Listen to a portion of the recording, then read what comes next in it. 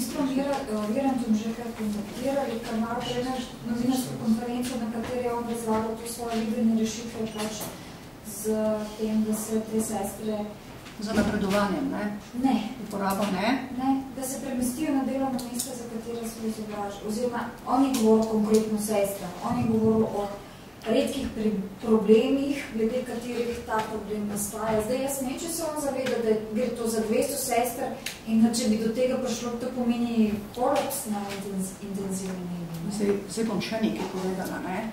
In škoda, da ni bilo novinarjev na prejšnjem sestanku, ne?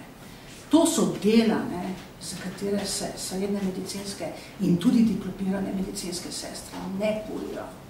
To so izjemno naporna dela. Tukaj je bila babica, koliko je rekla, 27 let delovne dobe je imela, ne. Zbolela je na srcu zaradi težavnosti dela, ne, zaradi pomankanja kadra in tako naprej. Naj povejo, kje bojo dobili toliko ustreznega kadra. Prva diplomantka, sem pravilno razumela, je bila v bistvu leta 2000. Veste, koliko je to?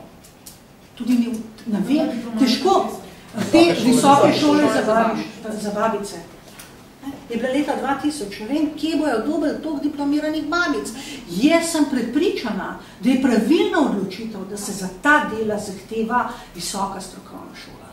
Jaz sem prepričana. In tudi prav je, da smo se tako odločili v pogajanjih za kolektivno pogodbo dejavnosti. Ne?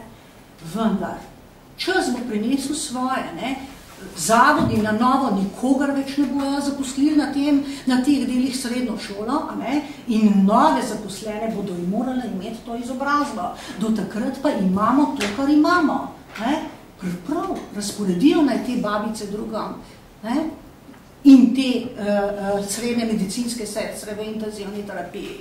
Me zanima, kaj se bo zgodilo, ne? V tako občutljivem bloku, kot je porodni blok, oziroma intenzivna terapija. Sprav, če vas prav razumem, če ta diskrepanca ne bo odpravljena v pogajanjih z ministrom, sledi 19. septembra stavka babic pa intenzivnega.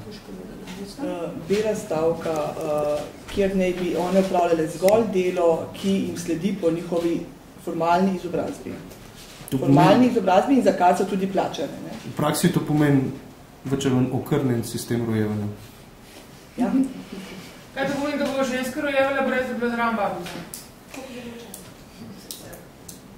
Ja. To se ne bo to se ne more zgoditi, ne? Ampak če me vprašate prav, kaj naj bi to pomenilo, to naj bi pomenilo to.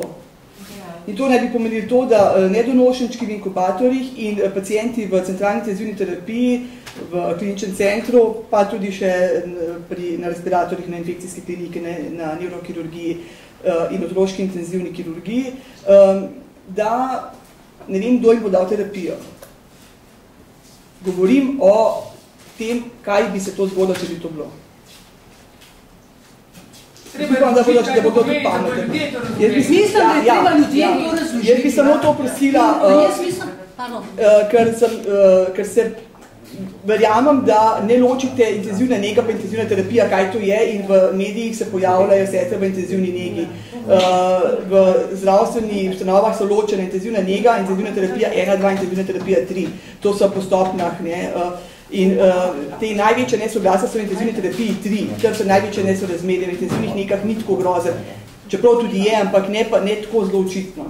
Mogoče bi kolega samo še spravnega vidika na to odgovoril. Jaz bi tako rekel, ne? Zdaj, tukaj je bilo jasno povedano, kakšne bi bile posledice, če bi bila taka stavka pač v celoti realizirana. Ne? Zdaj, verjetno seveda, glede na to, da pač tudi zdravstveni delavci imajo seveda nek kodeks, neko zdravstveno etiko in tako naprej, ne? Seveda, jaz mislim, da verjetno do takih radikalnih okrnjenih teh pač programov ne bi prišlo, ne? Ampak